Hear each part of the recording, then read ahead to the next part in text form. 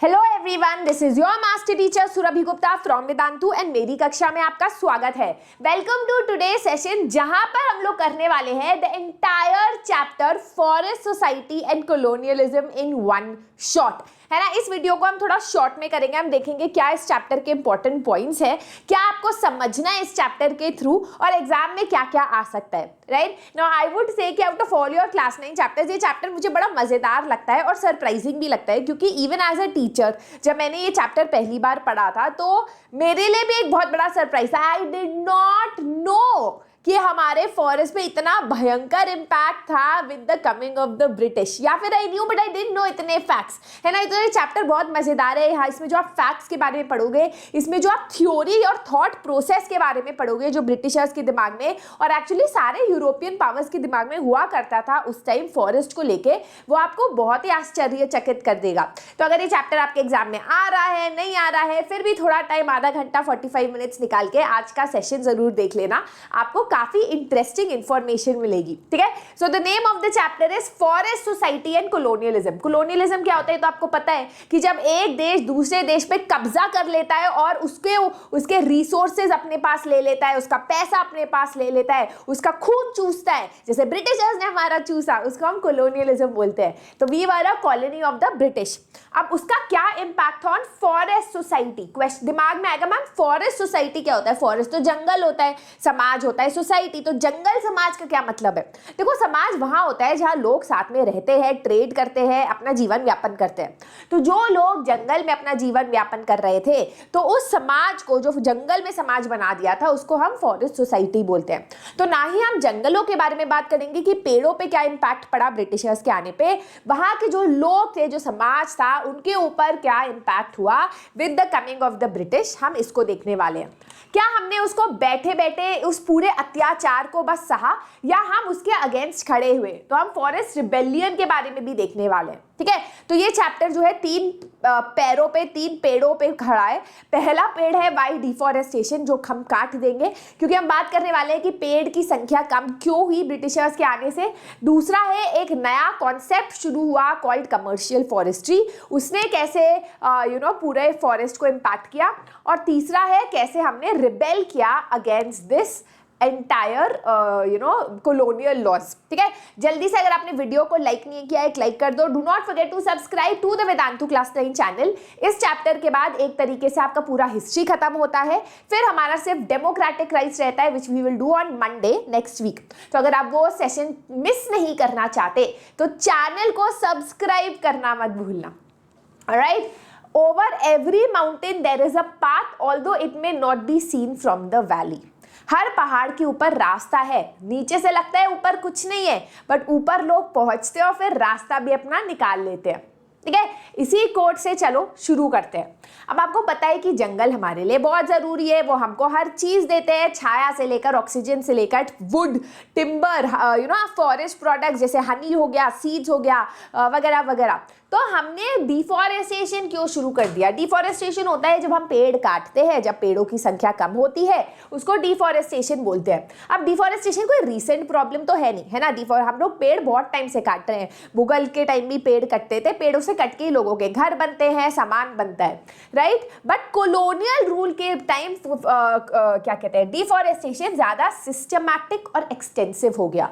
Systematic जैसे अगर आप पढ़ाई कर रहे हो, पर आप इमीडिएटली आप ऐसे ही बस पढ़ाई करो, कभी 2 घंटा, कभी 3 घंटा, और फिर आपने सोचा नहीं मैं एक सिस्टम लाऊंगा, सुबह 2 घंटा, दोपहर 2 घंटा, रात 2 घंटा, तो आप नोटिस करोगे कि आपकी पढ़ाई बहुत बेहतरीन हो जाती है। वैसे ही डिफॉरेस्टेशन पहले बहुत वेग तरीके से होती थी, है ना, बट ब्रिटिशर्स के आने से सिस्टमैटिक हो गई, बहुत ज्यादा एक्सटेंसिव हो गई। तो हम देखते हैं कि डिफॉरेस्टेशन बहुत ज्यादा बढ़ जाता है with the coming of the British rule. अब क्वेश्चन आता है एग्जाम में कि भाई क्यों डिफॉरेस्टेशन बढ़ा with the coming of the British rule? तो इसके 3 रीजंस है। पहला, लैंड टू बी इंप्रूव्ड, दूसरा स्लीपर्स ऑन द ट्रैक, तीसरा प्लांटेशन। तीनों पॉइंट्स को हम इलैबोरेट करके समझाएंगे क्योंकि 5 मार्कर आता है। पहला क्वेश्चन है land to be improved. In 1600 1/6 of India's land was under cultivation. 1/6 land जो है एग्रीकल्चर में यूज होता था, और आज अगर हम देखें तो आधा हमारा जो जमीन है वो एग्रीकल्चर में यूज होता है, कल्टिवेशन के लिए यूज होता है। ठीक है। तो जब आप कोई भी लैंड को कल्टीवेशन के लिए यूज करते हो तो ये जमीन भगवान लाके नहीं देते हनुमान जी की ये लो एक और पर्वत ले आया यहाँ करो कल्टीवेशन, नहीं, वहां कल्टीवेशन करने के लिए भी आपको फॉरेस्ट को काटने पड़ते हैं। तो कल्टीवेशन करोगे तो फॉरेस्ट कटेंगे, बट क्यों इतना कल्टीवेशन करने की जरूरत थी? Because of increase in population. जब जनता जनार्दन बढ़ी तो भाई उनको खाने के लिए कुछ चाहिए था, खाने के लिए कुछ चाहिए था तो उसको आपको ग्रो करना पड़ेगा। आप ग्रो करोगे तभी कर पाओगे जब जंगल कटेंगे, जंगल कटे और उससे हमने देखा कि फ्रैगमेंटेशन ऑफ लैंड हो जाता है। कुछ लैंड एग्रीकल्चर में होता है ज्यादातर और कुछ लैंड फॉरेस्ट की तरह यूज होने लगा, ज्यादातर लैंड कल्टिवेशन के लिए। अब ड्यूरिंग कॉलोनियल टाइम्स आप देखते हैं कि यही लैंड फॉर कल्टिवेशन और ज्यादा बढ़ने लगता है। वाई? अब आपने पैस्टोरलिस्ट इन द मॉडर्न वर्ल्ड जो मैं पढ़ा चुकी हूँ उसमें आपने देखा था कि जो ब्रिटिश गवर्नमेंट थी उनको ये लगता था कि लैंड जो ऐसे ही पड़ी हुई है जिसको हम यूज नहीं कर रहे रेवेन्यू के लिए, पैसों के लिए, तो वो लैंड वेस्ट है ना। ब्रिटिशर्स बड़े सेल्फिश थे इस मामले में। तो ब्रिटिशर्स ने बोला कि ये जो लैंड है जो जंगलों के अंदर है उसमें पेड़ काटो और वहां क्रॉप्स ग्रो करो, कमर्शियल क्रॉप्स जो आप बेच सकते हो for huge amount of profit, जैसे जूट, कॉटन, शुगर। क्यों?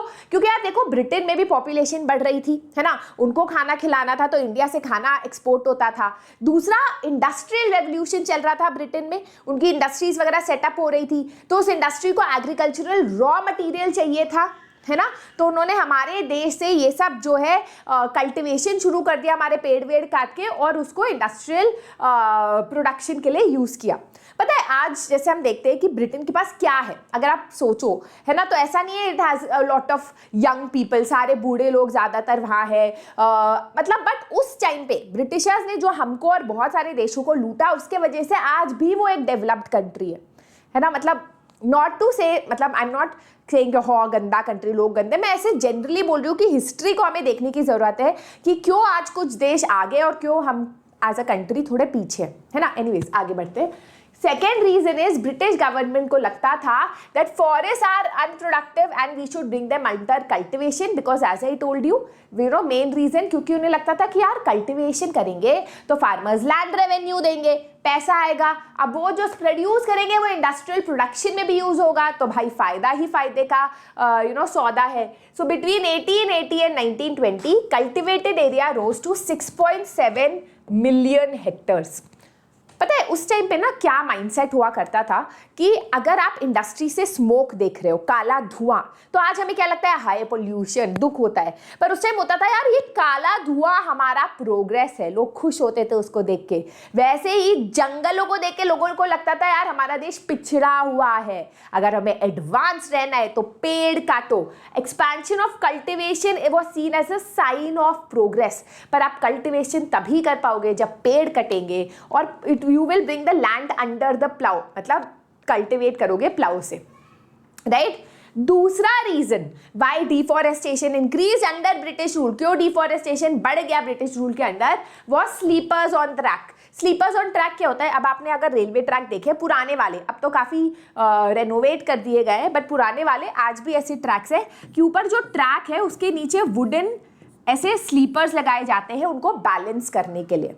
अब आप सोचो एक पेड़ से 4-5 स्लीपर्स बन जाएंगे, ठीक है। तो उस टाइम पे काफी सारे पेड़ काटे गए थे इन स्लीपर्स को बनाने के लिए। Converting sal logs into sleepers in the Singhbhum forest, Chota Nagpur, Adivasis were higher. तो आज ट्राइबल्स को बोला जाता था कि देखो तुम ये पेड़ काटो और ले जाओ फैक्ट्री तक, वहां पर स्लीपर्स बनाए जाएंगे, और खुद मतलब आप सोचो हमारे देशवासियों से काम कराया जा रहा है रेलवे लाइन बनाने के लिए, और जब वो खुद ट्राइबल्स इन्हीं पेड़ों को यूज करना चाहते थे अपने घर बनाने के लिए तो उनको परमिशन नहीं दी जाती थी, है ना। पर एनीवेज आगे बढ़ते हैं हम पहले। तो by the early 19th century England में अपने जंगल तो ओक ट्रीज जो होते थे वो तो काट के इन्होंने खत्म कर दिए। कैसे, किस चीज में यूज किया वो लोग ना, बहुत ज्यादा आपको पता ही है कि the reason why British was able to dominate us, the main reason कि इवन दो इंडिया इतना ज्यादा हाई लेवल पे था 16-17 सेंचुरी में, फिर भी ब्रिटिशर्स ने हमारे ऊपर, अफ्रीकन कंट्रीज के ऊपर अपना कंट्रोल जमाया, क्योंकि उनके पास एडवांस्ड नेवी थी, क्योंकि उनके पास एडवांस शिप्स थे, नेवी पावर हमसे ज्यादा स्ट्रॉन्ग थी, है ना। उस उस that was one of the अगर किसी भी देश में सुपीरियर टेक्नोलॉजी होगी ना, आपके पास कुछ भी होगा, वो देश हमेशा जीतेगा, राइट। तो वो जो ब्रिटेन है, उन्होंने काफ़ी ज़्यादा शिप्स विप्स बनाई थी ओक ट्री से, तो ओक ट्रीज उनके काफ़ी कम हो गए थे। तो उन्होंने बोला कि यार ठीक है, इंडिया में जाओ, ढूंढो कि क्या है वहाँ के पेड़, कैसे है वहाँ के पेड़। तो उन्हें पता चला कि इंडिया में बहुत अच्छा क्वालिटी टिम्बर है, जिसको आप शिप्स रॉयल नेवी में भी यूज़ कर सकते हो और रेलवे लाइन बिछाने में भी यूज़ कर सकते हो। तो काफ़ी ज़्यादा पेड़ एक्सपोर्ट होने लगे। उसके अलावा स्प्रेड ऑफ रेलवेज हुआ। अच्छा देखो, पता है बहुत सारे बच्चे एक अजीब बात करते हैं कि मैम ब्रिटिशर्स आए, उन्होंने हमारे साथ ये किया, बट एटलीस्ट रेलवेज तो लाए। बट रेलवेज ना वो हमारे हित में नहीं लाए, रेलवेज वो लाए अपने हित के लिए। उन्होंने कहा कि भाई देश के कोनों कोनों में जाके हम लोगों को एक्सप्लॉइट करेंगे, हम लोगों को फोर्स करेंगे अपना सामान सस्ते में बेचने के लिए और फिर यूरोप में महंगा बेचेंगे। हम फार्मर्स को फोर्स करेंगे लैंड रेवेन्यू देने के लिए और उनका सामान खरीदेंगे सस्ते में। तो ये कैसे पॉसिबल होता? अगर वहाँ पर एक्सेस होगा, अगर हमारा वहाँ पर रास्ता होगा। और वहाँ रास्ता कैसे बना? थ्रू वहाँ रास्ता कैसे बना? वहाँ रास्ता बना थ्रू रेलवेज, ठीक है। तो हमारे हित में नहीं आया था रेलवेज, ये एक बहुत बड़ी गलत फहमी है। एनीवेज, तो railways were essential for colonial trade and for the movement of imperial troops. Imperial troops मतलब सोल्जर्स के मूवमेंट के लिए ज़रूरी था। पर आपको पता है कि रेलवे चलाने के लिए फ्यूल के लिए वुड चाहिए था, रेलवे लाइन बनाने के लिए आपको स्लीपर्स चाहिए थी, राइट। तो रेलवे लाइन आपको काफ़ी ज़रूरत पड़ती थी। तो रेलवे लाइन एक्सपैंड हुआ गया। 1946 the track had increase to 7,65,000 kilometre. तो यहाँ पर आप देख सकते हो कि ट्रक टिम्बर कैरी करिए, तो आज भी हमें काफ़ी दिखता है सड़कों पे। Women returning home after collecting firewood. पता है बहुत सैड चीज़ क्या है कि वुमेन जो है फायरवुड कलेक्ट करती थी थोड़ा बहुत, उसको तो ब्रिटिशर्स ने माना कि यार ये बहुत बुरा है, हमारा वुड ले जा रही है, और खुद कितने पेड़ काटे, है ना। तो द सेकेंड पॉइंट, तो गाइस फर्स्ट पॉइंट है एक्सपेंशन ऑफ कल्टिवेशन, जिसकी वजह से डिफॉरेस्टेशन हो रहा था। दूसरा एक्सपेंशन ऑफ रेलवेज, स्लीपर्स लगाने के लिए काफ़ी पेड़ काटे गए। तीसरा है प्लांटेशन, ठीक है। प्लांटेशन क्या है? ब्रिटिशर्स को रियलाइज हुआ कि इंडिया में हम प्लांटेशन क्रॉप्स उगा सकते हैं, जो कमर्शियल क्रॉप्स होते हैं, जिनको आप बेच सकते हो बहुत प्रॉफिट में, और उसके लिए बहुत सारे पेड़ काटे गए। तो बहुत सारे पेड़ काट के वहाँ बनाना प्लांटेशन कर दिया। अच्छा, ये जो प्लांटेशन था वो यूरोपियन को ही दिया जाता था। यूरोपियंस जो आते थे इंडिया में, उनको लैंड दे दिया जाता था और बोला जाता था यहाँ प्लांटेशन करो। तो हमारे काफ़ी ज़्यादा पेड़ उसमें कट गए। दूसरा है कि दूसरा रीज़न क्यों प्लांटेशन को इतना फेवर करते थे Britishers is because of industries, है ना। सेम चीज कि भाई इंडस्ट्रीज को टी, कॉफी, रबर ये सब चाहिए होता था अपने रॉ मटेरियल की तरह, and that is why deforestation करा जाता था, ठीक है। So that is the reason for deforestation. अब हम लोग आते हैं to the second part of the topic, जिसको हम काट देंगे, the rise of commercial forestry. ये पार्ट बहुत इंपॉर्टेंट है, स्पेशली उन बच्चों के लिए जो NTSC देते हैं या फिर ओलंपियाड्स देते हैं। ये बहुत पॉपुलर क्वेश्चन है। Who was the father of commercial forestry? तो आंसर है डाइट्रिच ब्रांडिस, ठीक है। तो पहले कॉन्टेक्स्ट समझते हैं। ब्रिटिशर्स अब समझ गए थे इंडिया में बहुत जंगल है, इस जंगल को काट काट के बहुत पैसा कमाया जा सकता है। लेकिन ब्रिटिशर्स बहुत ज़्यादा परेशान भी थे, क्योंकि इंडिया में फॉरेस्ट को इंडियंस भी बहुत यूज़ करते थे, है ना। आपको पता ही है मेडिवल टाइम से हमारे यहाँ ट्राइबल्स जंगल में रहते थे, जंगल के सामान पे निर्भर होकर अपना जीवन व्यापन करते थे। तो ब्रिटिशर्स को लगता था कि यार ये लोग शिफ्टिंग एग्रीकल्चर कर रहे हैं, पेड़ वेड़ काट के अपने क्रॉप्स ग्रो कर रहे हैं, जब मन करते हैं फायरवुड ले लेते हैं। तो उनको ये डर था कि हमारा जंगल ये लोग यूज कर रहे हैं, हमारा उनका हो गया ना अब ये जंगल, तो ये लोग यूज कर रहे हैं, तो उससे जो है हमारा लॉस ना हो जाए। तो उन्होंने इनवाइट किया डाइट्रिक ब्रांडिस को, जो जर्मन थे, एंड उनको बोला गया कि you will be the first inspector general of forest in India, ठीक है। बहुत इंपॉर्टेंट मतलब MCQ है, first inspector general of forest in India, Dietrich Brandeis. अब डाइट्रिच ब्रांडिस की क्या फिलॉसफी थी? उन्होंने बोला कि science of conservation should be backed by legal action. नाम है साइंटिफिक फॉरेस्ट्री, नाम सुन के लगता है कि फॉरेस्ट को प्रोटेक्ट करने के लिए कुछ होगा, but it is one of the most biggest disasters of history. Sad बात यह है कि हमने साइंटिफिक फॉरेस्ट्री इंडिपेंडेंस के बाद भी कंटिन्यू की काफी सालों तक। एनीवेज वापस जाते हैं। तो डाइटरिच ब्रैंडिस ने कहा कि साइंस ऑफ कंजर्वेशन और लीगल में के पीछे लीगल बैकिंग होनी चाहिए। साइंस ऑफ कंजर्वेशन क्या होता है? साइंस ऑफ कंजर्वेशन होता है कि हमें ट्रीज को प्रोटेक्ट करना है, ट्रीज को नहीं काटना है, ट्रीज को प्रिजर्व करना है, लेकिन इसलिए नहीं क्योंकि वो हमें ऑक्सीजन देते हैं, क्योंकि पेड़ हमारी माता है, नहीं, क्योंकि पेड़ हमें टिम्बर देता है, इसलिए हमें पेड़ को काटना नहीं है। और किसको नहीं काटना? ये नहीं कि सब नहीं काटेंगे, ब्रिटिशर्स भी नहीं काटेंगे, नहीं, जो लोग पेड़ को काटते हैं, जो इंडियंस पेड़ को काटते हैं, उनको पनिश करना चाहिए।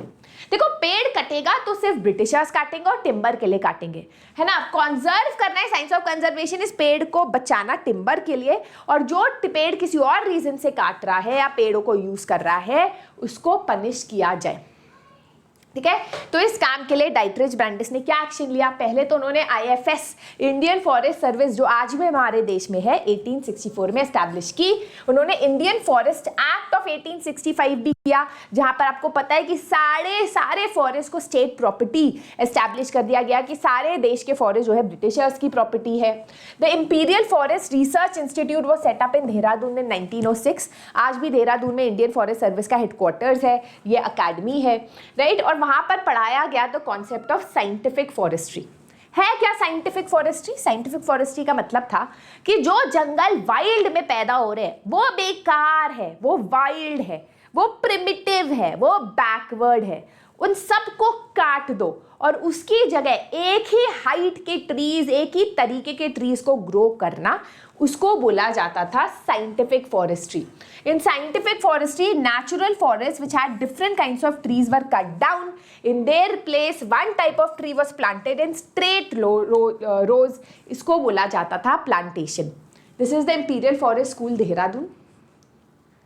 ठीक है, तो आप यहाँ देख सकते हो कि ये साइंटिफिक फॉरेस्ट्री है। सब जो है, आप देखते हो ना बहुत सारे जंगल पहाड़ों पे भी ऐसे होते हैं एक तरीके के, तो बेटा वो साइंटिफिक फॉरेस्ट्री से ओरिजिनल जंगल काट दिए गए और ऐसे ग्रो कर दिए गए। तो इस तरीके से साइंटिफिक फॉरेस्ट्री को प्रमोट किया जाता था। इंडियन फॉरेस्ट, अच्छा, अब क्वेश्चन आता है कि ma'am did that work? Is scientific forestry scientific? तो बेटा कोई भी साइंस नहीं है, सिर्फ ग्रीड है, लालच है, पैसे कमाने का एक होता है ना गंदा चेहरा है scientific forestry. Scientific forest officials ने ब्रिटिशर्स के बोला कि यार देखो, हम लोगों को, हमारे पास ये पेड़ है, हमें इन्हें काटना है, हमें इसे प्लांटेशन बनाना है और प्रोडक्टिव बनाना है इस लैंड को। तो फॉरेस्ट एक्ट ऑफ 1865 उसको अमेंड किया गया 1878 1928 में। इसमें 3 तरीके के फॉरेस्ट लाए गए: reserve forest, protected forest, village forest. Do you know that this forest act even continues today? आज भी कुछ फॉरेस्ट है जो रिजर्व फॉरेस्ट है, जहां पर ट्राइबल्स को, किसी को घुसने नहीं दिया जाता, वो फॉरेस्ट सिर्फ टिम्बर के लिए यूज किया जाता है, राइट। तो villagers were not allowed to take anything even in their own house. उनको ये भी अलाउड नहीं था कि वो वुड वगैरह ले जाए फॉर फ्यूल, है ना। तो ऑब्वियसली आपको पता ही है कि this created a huge divide between the Britishers and Indians, है ना। ब्रिटिशर्स को लगता था कि जंगल सिर्फ टिम्बर के लिए है, जो जंगल है वो रेलवे के लिए है, बिल्डिंग के लिए। बट जो हमारे लोग थे ना, उनको ये नहीं लगता था। इंडियन विलेजेस में जो लोग रहते थे वो पेड़ को, हर पार्ट को हर एक रीजन के लिए यूज करते थे। पूजा के लिए भी यूज करते थे, पेड़ के बार्क को किसी चीज के लिए यूज करते थे, सीड्स को ऑयल के लिए यूज करते थे। जैसे महुआ ट्री हो गया, तो पूजा भी करी जाती थी, उसके ऑयल को, उसके सीड्स को ऑयल बनाने के लिए यूज किया जाता था, उसके लीव्स को जो है यूज किया जाता था, है ना, तो खाया जाता था। फ्रूट्स को यूज किया जाता था अल्कोहल बनाने के लिए। तो for us forest was not कि भाई यूज करो और फेंको। हमारे लिए फॉरेस्ट का हर पार्ट इंपॉर्टेंट था और फॉरेस्ट को कंजर्व करना बहुत ज्यादा जरूरी था। तो फ्रूट्स एंड टिम्बर हो, हर्ब्स हो, वुड हो, बैम्बू हो, हर चीज यूज की जाती थी कुछ ना कुछ बनाने के लिए, राइट। चाहे वो रोप हो, बास्केट हो, घर की टेबल हो, कुछ भी हो। तो आप देख सकते हो यहाँ कलेक्टिंग महुआ तो बहुत ट्राइब्स जो है इसकी पूजा करते थे, राइट। यहाँ ड्राइंग तेंदू लीव्स, तो तेंदू लीव्स जो है काफ़ी ज़्यादा लोग बेचते भी थे एंड मतलब काफ़ी ज़्यादा ये ट्रेड में भी यूज़ होता था। Bringing grain from threshing grounds to the field, the men are carrying grains in basket from the threshing field, men carry the baskets। तो वही मतलब अपना बास्केट बनाना, सामान इधर से उधर करना, सब फॉरेस्ट के थ्रू ही किया जाता था। तो क्वेश्चन आता है, what is the impact of the forest laws on the people? तो देखो फॉरेस्ट जो है उसने काफ़ी ज़्यादा रिस्ट्रिक्शंस लगाने शुरू कर दिए लोगों पे फॉरेस्ट एक्ट ने। फॉरेस्ट जंगल क्या करेगा एक्ट ने, लोगों को पे रिस्ट्रिक्शंस आ गई to cut wood for their house, है ना। वो अपना जो जानवर है उनको चारा के लिए भी नहीं ला सकते थे। Hunting and fishing, collecting fruits and roots, right. People were now force, लोग जो है जबरदस्ती, उनके पास कोई चारा नहीं होता था, जंगल के अंदर जाके वो चोरी करते थे। वुमेन को लगता था यार अब हम क्या करें, फ्यूल वुड तो हमें जंगलों से ही मिलेगा। पुलिस कांस्टेबल इस पूरे सिचुएशन का फायदा उठाते थे और लोगों को बोलते थे यार ठीक है जंगल में जाने दूंगा बट रिटर्न में मुझे खाना दो, पैसा दो, ब्राइब करते थे, है ना, हैरेस करते थे, right. So how did forest rules affect cultivation? तो आपको one major cultivation that forest rules affected was shifting cultivation. Shifting cultivation के बारे में आपको पता है, it's called the slash and burn agriculture. Ladang, milpa, Tawi, चेना, धया, India में बेवार, पोद्दू, खानदात, कुमारी, अलग अलग नाम है इंडिया में, राइट। तो आपको पता है कि what is shifting cultivation? Shifting cultivation होता है जब आप पेड़ काटते हो, छोटा छोटा वेजिटेशन को जला देते हो, जो आपको ऐश मिलता है वो रिच इन पोटाश होता है, natural fertiliser of the soil होता है। फिर आप वहाँ क्रॉप्स ग्रो करते हो, उसको हार्वेस्ट करते हो, फिर काफ़ी सालों तक उस लैंड को छोड़ देते थे। 7-8 साल तक लैंड को छोड़ दिया जाता था और नए लैंड पे कल्टिवेशन किया जाता था। अब उन 7-8 साल में वापस से वहाँ जंगल ग्रो हो जाता था। इस तरीके से लैंड की फर्टिलिटी रखी जाती थी और लैंड एक्सप्लॉइट भी नहीं हुआ करता था। बट ब्रिटिशर्स को ऑब्वियसली ये नहीं पसंद। ब्रिटिशर्स को लगता था this is harmful for the forest, है ना, कि भाई हमारे पेड़ को काट के अपना कल्टिवेशन कर रहे हो, कल्टिवेशन का लैंड रेवेन्यू भी नहीं दे रहे। दूसरा उनको लगता था कि ये जो जला रहे हैं वो जला के कहीं फॉरेस्ट में आग ना फैल जाए, उनका प्रेशियस टिम्बर ना जल जाए, है ना। उनको लगता था कि लैंड जो है कल्टिवेशन के लिए नहीं के लिए यूज होना चाहिए या टिम्बर के लिए यूज होना चाहिए। और as I told you it was difficult to calculate tax, क्योंकि आप लैंड रेवेन्यू नहीं ले सकते ना ऐसे लोगों से जो हर साल अपना एरिया बदल रहे हैं, कैसे उनसे आप टैक्स लोगे, राइट। तो therefore the government ban shifting cultivation. इसकी वजह से काफ़ी सारे कम्युनिटीज़ को जंगल से निकाला गया, बाहर गए। कुछ लोगों ने रेसिस्ट किया, रिबेल किया, कुछ लोगों के पास कोई चारा नहीं था तो उन्होंने शहरों में जाके कोई और ऑक्यूपेशन ले ली छोटी मोटी, जैसे लेबरर बन गए, कंस्ट्रक्शन वर्कर्स बन गए, right. Now before the forest law लोग बहुत अच्छी तरह रहते थे जानवरों के पास, जंगलों के बीच में, जंगलों के सामान पे निर्भर होके रहते थे। But after the forest law जो पीढ़ियों दर पीढ़ियों उनके माँ बाप, उनके दादा परदादा जो प्रैक्टिस करते थे, अब वो प्रैक्टिस नहीं कर पा रहे थे just because of British rules. ठीक है, next part of the chapter is who could Hunt. Now tribals के लिए जंगल के ऊपर निर्भर होकर अपना जीवन व्यापन करना वाज अ नॉर्मल थिंग, चाहे वो एनिमल्स को हंट करके हो या फिर पेड़ काट के कल्टिवेशन करना हो। बट ब्रिटिशर्स के आने से हंटिंग एक स्पोर्ट हो गया। पता है ब्रिटिशर्स को ये लगता था कि जंगली जानवर हो या फिर जंगली पेड़ पौधे हो, ये किसी भी देश का पिछड़ापन उजड़ापन दिखाती है। मतलब उनको लगता था कि अगर कहीं पर ऐसी, मतलब होता है ना कि अगर ग्रास हो तो सेम साइज की हो, सुंदर दिखने वाली हो तो अच्छा है, अगर ऐसी घास वास उग रही है तो भाई तुम गरीब हो और तुम बहुत पिछड़े हुए हो, समझ रहे हो। तो इंडिया में बहुत टाइम से, मुगल्स टाइम से ही हंटिंग हुआ करती थी। But during the colonial period hunting और ये जो एक्टिविटीज़ है, हंटिंग की एक्टिविटीज़, वो एक ऐसे लेवल पे गई जो पहले कभी नहीं गई थी। As I told you, Britishers को लगता था कि हमारा जंगल, हमारे जो जानवर है वो वाइल्ड है, प्रिमिटिव है, हमारे देश का सैवेजपन ना जंगलीपना दिखाते हैं हमारे समाज का। अगर ब्रिटिशर्स हमारे जंगल के जानवरों को मारेंगे तो वो इंडिया को सिविलाइज कर पाएंगे, उनको ये भी लगता था। तो उन्होंने कहा कि जो लोग टाइगर, वुल्फ, बड़े एनिमल्स को मारेगा उनको अवार्ड दिया जाएगा, राइट। सो इमेजिन, अब ये स्टैटिस्टिक्स देख के आपके होश उड़ जाएंगे। जब ब्रिटिशर्स 1875 से 1925 कितने ईयर्स हुए, 50 ईयर्स, 50 साल में 80,000 tigers, I think 80,000 he tigers आज बच्चे हैं देश में, 1,50,000 leopard, 2 lakh wolves were killed, were hunted. Can you imagine? और क्योंकि अवार्ड्स दिया जाता था तो हमारे जो महाराजा ऑफ सरगुना ने फॉर एग्जांपल 1,157 टाइगर्स और 2,000 लेपर्ड्स मार दिए। हंटिंग को इस तरीके से कर दिया गया कि लोगों को मजा आता था हंटिंग में और माना जाता था ये अच्छी बात है, हंटिंग करना अच्छी बात है, right. So initially certain forests were reserved for hunting. However, of course, बाद में बाद में देखो अकल आई इंडिपेंडेंस के काफ़ी टाइम बाद, कॉन्जर्वेशनिस्ट ने बोला कि हमको फॉरेस्ट जब प्रोटेक्ट करते हैं, ट्रीज प्रोटेक्ट करते हैं, तो जानवर भी हमें प्रोटेक्ट करने चाहिए।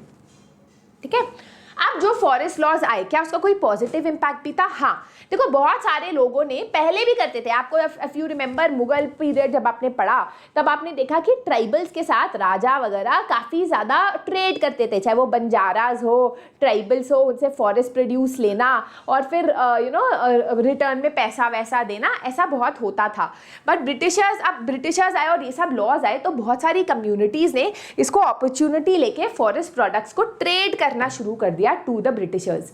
वैसे तो ये अच्छी बात थी, पर धीरे धीरे ट्रेडर्स ब्रिटिश थे, यूरोपियंस थे, ट्रेडर्स जो है वो काफ़ी ज़्यादा होशियार थे, तो उन्होंने फॉरेस्ट ड्वेलर्स का फ़ायदा उठाना शुरू कर दिया और बहुत कम पैसों में सामान खरीदते थे और बहुत हाई प्राइस पे मार्केट पे बेचते थे। धीरे धीरे टोटल डिपेंडेंसी हो गई उन जंगल के लोगों की, ट्राइबल्स की, on the merchants, on money lenders, on traders, है ना। इसके बारे में आपने 8th में पढ़ा भी है। तो they completely started depending upon the traders. ठीक है, चलो ये सब मैं बता चुकी हूँ।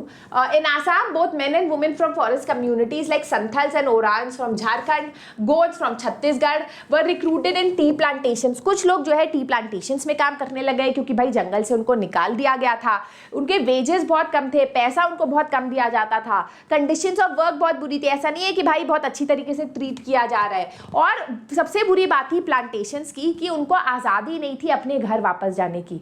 तो एक तरीके से ये बंधुआ मजदूरी थी, इतना कम पैसे में इतना सारा काम और घर जाने की आज़ादी भी नहीं, राइट। अब हम आते हैं final part of the chapter पे, and that is rebellion in the forest.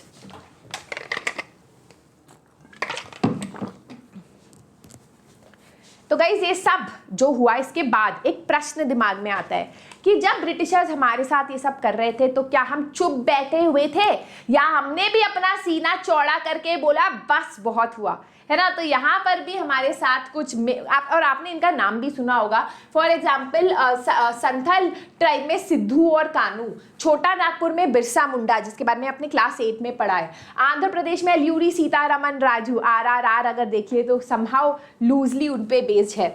इन सब ने ब्रिटिशर्स के अन्याय पर, फॉरेस्ट लॉस के अगेंस्ट, अपने जंगलों को बचाने के लिए बहुत बड़े बड़े रिबेलियंस किए। इस चैप्टर में आपको बस्तर का एग्जाम्पल दिया गया है, किंगडम ऑफ बस्तर बोला गया है क्योंकि पहले आज़ादी तो थी नहीं, ट्राइब्स के भी अपने किंगडम हुआ करते थे। तो किंगडम ऑफ बस्तर है, it is located in the southern part of Chhattisgarh and borders Andhra Pradesh, Orissa and Maharashtra. Central part of Bastar जो है वो एक प्लाटो पे है, सेंट्रल पार्ट ऑफ बस्तर जो है वो प्लाटो पे है। नॉर्थ में छोटा नागपुर प्लेन है और साउथ में गोदावरी प्लेन है, और बीच में एक रिवर जाती है जिसका नाम है इंद्रावती। तो काफ़ी पता है ये जो किंगडम ऑफ बस्तर था ये बहुत ज़्यादा प्रॉस्पेरस हुआ करता था। तो अब वहाँ कौन सी कम्युनिटीज़ रहती थी? मारिया, मुरिया, गोंड, धुरवा, बत्रा, हलबा। ऐसा नहीं था सब एक ही लैंग्वेज बोल रहे हैं, सबके अलग अलग, जैसे इंडिया में अलग अलग लोग रहते हैं वैसे अलग अलग लैंग्वेजेस थी, बट उनके कॉमन कुछ बिलीफ्स थे। फॉर एग्जाम्पल उन सबको लगता था कि जंगल भगवान ने हमें दिया है ना। जो जंगल है उसके लिए वो फेस्टिवल्स भी करते थे, जैसे एग्रीकल्चरल फेस्टिवल, वो पूजा करते थे जंगल की, पेड़ की, पौधों की, माउंटेन्स की वगैरह। तो कुछ कॉमन बिलीफ्स थे सारे ग्रुप्स पे जो वहाँ रहते थे, राइट। तो विलेज पीपल, जो गांव के लोग थे, पहले क्या होता था जब वो एक गांव से दूसरे गांव जाते थे और अपना सामान ट्रेड के लिए ले जाते थे, कुछ सामान बेचने के लिए, तो टैक्स देते थे, जैसे देवसरी, दंड और मन इन एक्सचेंज। मैन ये वो मन है, पहली बार मैंने मैन पढ़ा, मैंने मन इन एक्सचेंज। कुछ विलेजर्स को लगता था कि यार देखो हमें भी जंगल को प्रोटेक्ट करना चाहिए, तो वो वॉचमैन लगा देते थे कि कोई गलत तरीके से पेड़ वेड़ ना काट दे, जला वला ना दे, और वॉचमैन को सब लोग विलेजर्स में पैसा या ग्रेन्स देते थे in return for his service, है ना। एवरी ईयर एक बहुत बड़ा हंट होता था इन परगाना, जैसे क्लस्टर ऑफ विलेजेस होते थे, मतलब साथ में आते थे, हंटिंग करते थे साथ में, और साथ में डिस्कस भी करते थे कि भाई विलेज में, गांव में क्या क्या प्रॉब्लम्स है, राइट। बट ब्रिटिशर्स के आने से लोगों में, देखो ब्रिटिशर्स पहले आए, उन्होंने कुछ पॉलिसीज लाई, चेंजेस होते रहे, बट लोगों के अंदर डर कब आया? लोगों के अंदर डर तब आया जब ब्रिटिशर्स ने प्रपोजल रखा 1905 में, जहां पर उन्होंने बोला कि 2/3 ऑफ द फॉरेस्ट को हम रिजर्व कर देंगे। मतलब देश के 75% ऑफ द फॉरेस्ट में लोगों को अंदर जाना अलाउड नहीं होगा, कल्टिवेशन करना अलाउड नहीं होगा, हंटिंग करना अलाउड नहीं होगा एंड फॉरेस्ट प्रोड्यूस कलेक्ट करना अलाउड नहीं होगा। कुछ कुछ रिजर्व फॉरेस्ट में लोगों को रखा जाता था, उसको बोलते थे फॉरेस्ट विलेज। वहां लोगों को बोला जाता था ठीक है, इस छोटे से एरिया में तुम्हें जो करना है करो, बट इन रिटर्न फ्री में हमारे लिए पेड़ काटो, हमारे लिए लेबर करो, प्रोटेक्ट करो फॉरेस्ट को फ्रॉम फायर्स। बाकी लोगों को जो है जंगलों से बेदखल कर दिया जाता था विदाउट प्रायर नोटिस, बिना नोटिस दिए। ऑब्वियसली विलेजर्स को इस बात से बहुत डर लगने लगा।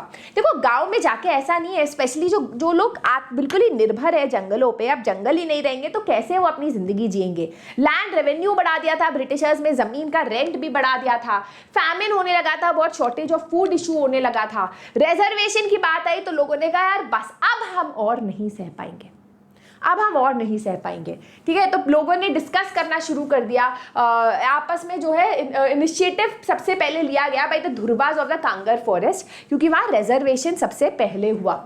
ठीक है, तो गुंदाधुर जो है वो एक इम्पॉर्टेंट फिगर बने इस पूरे मूवमेंट का इन 1910। अच्छा पहले, आज अगर मैं आपको बोलूँ सब बाहर आ जाओ, सब जो है लड़ेंगे सरकार के अगेंस्ट, तो मैं क्या करूँगी, मैं ट्वीट करूँगी, मैं फेसबुक पे मैसेज डालूंगी, मैं व्हाट्सएप फॉरवर्ड्स करूँगी। बट पहले तो ये सब नहीं था, तो पहले लोग एक दूसरे को चिली, एरो, धरती की मिट्टी इस तरीके से देके एक दूसरे को बताते थे। अगर RRR देखिए उसमें भी ये है ना, तो इस तरीके से वो बताते थे कि भाई अब हमें रिबेल करना है, अब लड़ने का टाइम आ गया है। ठीक है, तो every village contributed something to the rebellion expense, या तो खाना या पैसा। के तो बाजार्स व लूटेड, जो घर होते थे ब्रिटिशर्स के, या ब्रिटिशर्स से रिलेटेड कुछ भी होता था उसको जला दिया जाता था। जो ब्रिटिशर्स से ग्रेन, गेहूं लिया जाता था, लूटा जाता था, उसको लोगों में बांट दिया जाता था।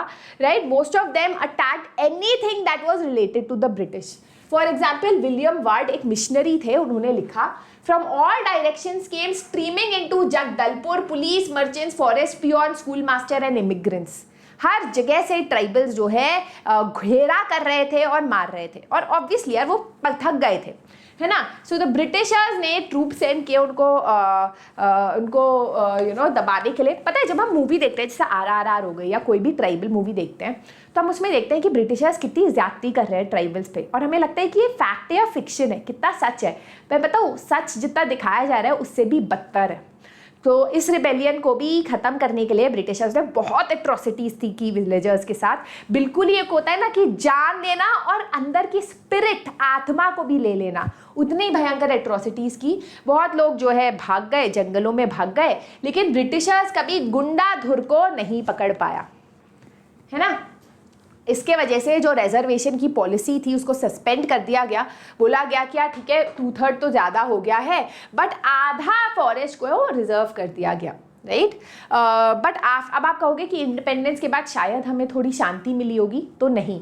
इंडिपेंडेंस के बाद मैंने as I told you, forest act जो है कंटिन्यूड रहा।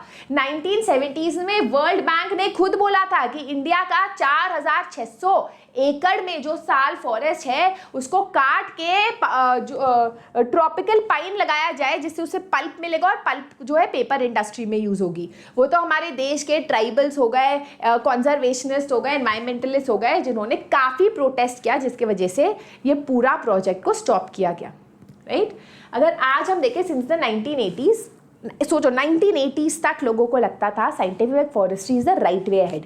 आप सोचो कितने जंगल हमने काट दिए होंगे, कितने जानवर हमने एक्सटिंक्ट कर लिए होंगे, है ना। पर अब उसके बाद रिकग्नाइज किया गया कि देखो फॉरेस्ट सिर्फ टिम्बर के लिए नहीं होता, जो लोग फॉरेस्ट में रह रहे हैं उनका भी ये फॉरेस्ट है, जो जानवर रह रहे हैं उनको भी कंजर्व करना ज़रूरी है ना। कुछ डेंस फॉरेस्ट इसीलिए आज हमारे देश में है क्योंकि गांव वाले उनको प्रोटेक्ट करते हैं as sacred grove, such as Sarna. Sacred groves मतलब जिनकी वो पूजा करते हैं। राइट, सम विलेजर्स जो है गार्ड लगाते हैं, कहते हैं हमें सरकार की ज़रूरत नहीं, हम अपने जंगल को खुद प्रोटेक्ट करेंगे। इसके बारे में आप 10th में भी पढ़ोगे, तो खुद अपने गार्ड लगाते हैं जिससे जंगल को वो प्रोटेक्ट कर पाए। आज जो है थोड़ी सी सोच बदली जरूर है, लेकिन अनफॉर्चुनेटली लालची लोग आज भी पेड़ को बिना कुछ सोचे काटते हैं। Right, so that is it guys, that was your entire chapter for today. So इसमें थोड़ा जावा वाला पार्ट है, मैंने नहीं किया क्योंकि बहुत बच्चों के इस पोर्शन से वो डिलीटेड था. लेट मी नो अगर वो भी करना है in the comment section below. But अगर अच्छा लगा session, do not forget to give a thumbs up, subscribe to the channel, share this video with your friends. 2 homework questions आपके लिए. पहला, who is the father of scientific forestry. दूसरा, what were forest villages. I think ये नहीं है ना. So that is it. इसका PDF आपको टेलीग्राम चैनल पे मिल जाएगा. अगर आपको सेशन अच्छा लगा, वीडियो को थम्स अप देना मत भूलना. डू लेट मी नो अगला सेशन आपको कौन सा चाहिए. As you guys know, next week onwards हम रिविजन सेशन शुरू करने वाले हैं फ्रॉम चैप्टर 1. आपके एग्जाम्स में क्या सिलेबस है, जल्दी से कॉमेंट सेक्शन में बता देना. This is a master teacher Surbhi signing out. Bye bye.